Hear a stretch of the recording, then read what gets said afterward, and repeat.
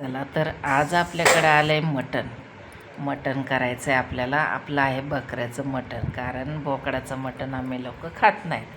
तर ना मी काय केलं, चरबी आधी तेलात टाकली आणि त्याचं तेल केलं, कारण नंतर मग ते खाता येत नाही इतकं तेल होतं.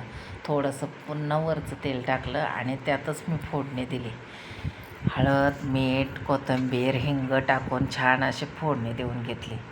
तर आपल्याला लावायचे कुकरला शिजायला, कारण मटण म्हटलं की बराच वेळ लागतो शिजायला. पातेल्यात जर शिजाय घातलं तर आता माहिती आहे ना तुम्हाला गॅसचा किती प्रॉब्लेम आहे. तरी पण आता चुलीवरतीच करणार आहे मी, पण मी कुकरला लावले. तर हे काढले वाटण आणि त्यामध्ये आपण आता हे कुकरला शिजवून घेऊ आणि नंतर चुलीवर फोडणी द्यायची. तर आता वाटणसुद्धा मी मिक्सरवरच वाटून घेते आणि छान असं आपलं वाटण वाटून घेतलं. आणि बघा आता मी चुलीवरती याला फोडणी देते.